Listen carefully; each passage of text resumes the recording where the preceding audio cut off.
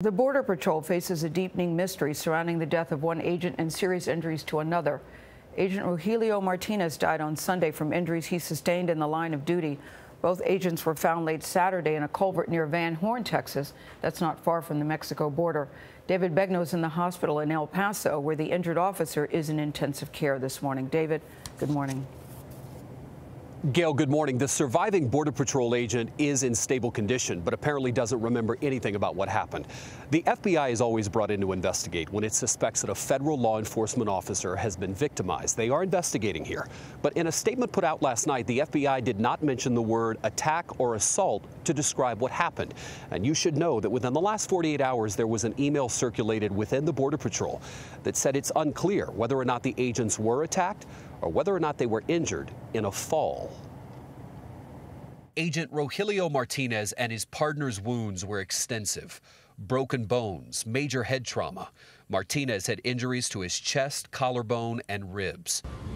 The Border Patrol Agents Union believes they were victims of a stoning. It is consistent with having been assaulted with possibly rocks. That's the only thing they can think of. There was nothing else there on the scene. The FBI says the agents were found around 11:20 Saturday night in a culvert near Interstate 10 outside of the town of Van Horn.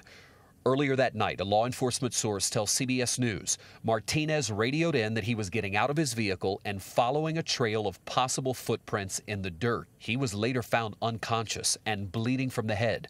Martinez apparently had not drawn his weapon. He was a dedicated agent that went out there to do his job, and he did not make it home. The agents were airlifted to a hospital in El Paso, where Martinez died from his injuries.